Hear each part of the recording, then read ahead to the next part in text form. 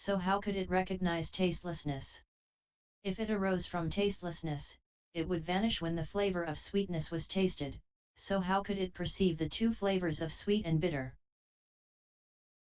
If it came from the tongue, which is obviously devoid of sweetness, bitterness, and tastelessness, then in that case taste would not have a nature.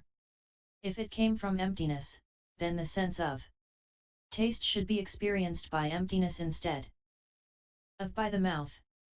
Moreover, if emptiness itself did the tasting, what would that have to do with your tongue? From this you should understand that the tongue entrance is empty and false. Fundamentally its nature cannot be attributed to either causes and conditions or spontaneity. Ananda, suppose a person were to touch his warm hand with his cold hand.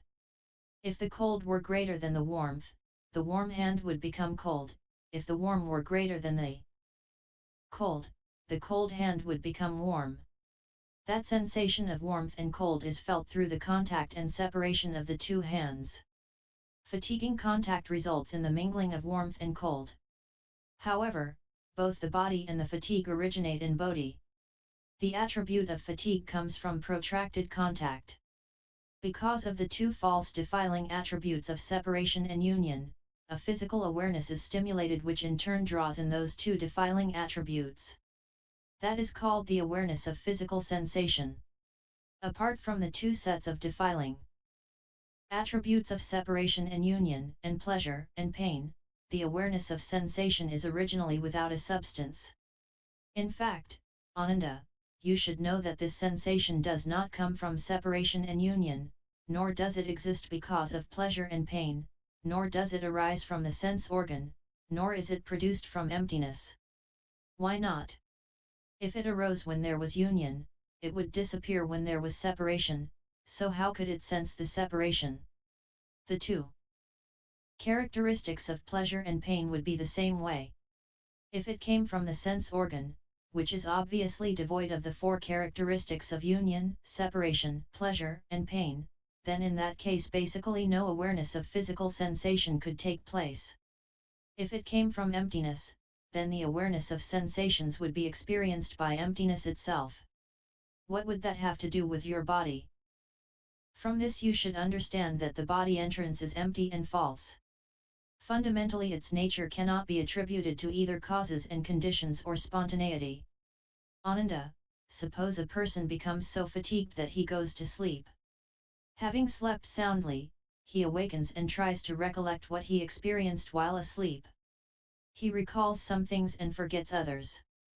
Thus, his upside-downness goes through production, dwelling, change, and extinction, which are taken in and processed through the mind's central system habitually, each following the next without ever being overtaken.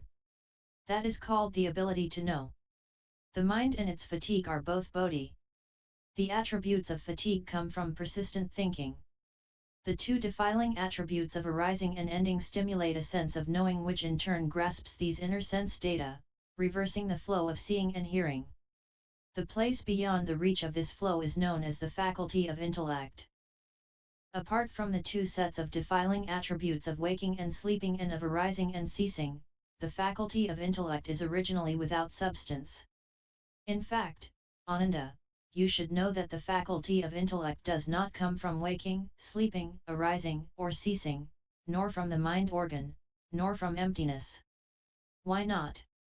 If it came from waking, it would disappear during sleep, so how could it experience sleep?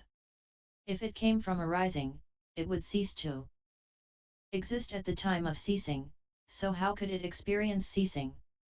If it came from ceasing, it would disappear at the time of arising, so how could it experience arising? If mental awareness came from the faculty of the intellect, it would be no more than the physical opening and closing caused by the waking and sleep states respectively. Apart from these two movements, the faculty of intellect would be as insubstantial as flowers in space, and in that case basically no cognition could exist. If mental awareness came from emptiness, then emptiness itself should become cognition. What would that have to do with the mind entrance? From this you should understand that the mind entrance is empty and false. Fundamentally its nature cannot be attributed to either causes and conditions or spontaneity. Moreover, Ananda, why do I say that the 12 places are basically the wonderful nature of true suchness, the treasury of the thus come one? Ananda, look again at the trees in the Jita grove and the river and pools. What do you think? Do these things come into being because the forms arise and thus the eyes see them, or because the eyes produce the attributes of form? Ananda, if the eyes were to produce the attributes of forms, then when the eyes looked at empty space, the forms should be obliterated. Once they were obliterated, everything that had manifested would disappear. Since the attributes of forms would then be absent, who would be able to recognize emptiness? The same principle applied to emptiness. If, moreover, forms arose and the eyes saw them, then seeing should perish upon looking at space, which has no form. Once seeing perished, everything would disappear and then who would be able to recognize either emptiness or form? From this you should understand that neither seeing, nor form, nor emptiness can be located, and thus the two places of form and seeing are empty and false. Fundamentally their natures cannot be attributed to either causes and conditions or spontaneity. Ananda, listen again to the drum being beaten in the Jita garden when the food is ready. The assembly gathers as the bell is struck. The sounds of the bell and the drum follow one another in succession. What do you think? Do these things come into existence because the sound arrives in the vicinity of the ear, or because the ear's hearing extends to the source of the sound? Ananda, once again, if the sound arrived in the vicinity of the ear, then that would be like when I go on alms rounds to the city of Shravasti, I am no longer in the Jita grove. And so, if the sound definitely arrived in the vicinity of Ananda's ear, then neither Maudgalyayana nor Kashyapa would hear it, much less the 1250. Shramanas who, upon hearing the sound of the bell, come to the dining hall at the same time.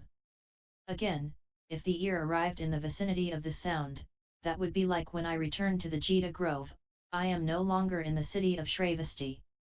When you hear the sound of the drum, your hearing would already have gone to the place where the drum was being beaten. Thus, when the bell pealed, you could not hear that sound, even the less those of the elephants, horses, cattle, sheep, and all the other various sounds around you. However, without coming or going, there would be no hearing. From this you should understand that neither hearing nor sound can be located, and thus the two places of hearing and sound are empty and false. Fundamentally their natures cannot be attributed to either causes and conditions or spontaneity. Moreover, Ananda, you smell the chandana in this censer. When one particle of this incense is lit, it can be smelled simultaneously through 40 miles around the city of Shravasti. What do you think? Is this fragrance produced from the chandana wood? Is it produced in your nose, or does it arise within emptiness? Ananda, once again, if the fragrance were produced from your nose, what is said to be produced from the nose should come forth from the nose. Your nose is not chandana, so how can your nose have the fragrance of chandana? When you say you smell a fragrance, it should enter your nose. Smelling is not defined as the nose emitting fragrance. If it were produced from within emptiness, since the nature of emptiness is eternal and unchanging, the fragrance should be constantly present. Why should the presence of the fragrance be contingent on the burning of dry wood in the censer? If it were produced from the wood, since the nature of this incense is such that it gives off smoke when it is burned, then when the nose smelled it, the nose should be filled with smoke, which does not happen. The smoke rises into the air, and before it has reached the distance, how can the fragrance already be smelled at a distance of more than 10 miles? From this you should understand that neither the fragrance nor the nose's smelling can be located, and thus the two places of smelling and fragrance are empty and false.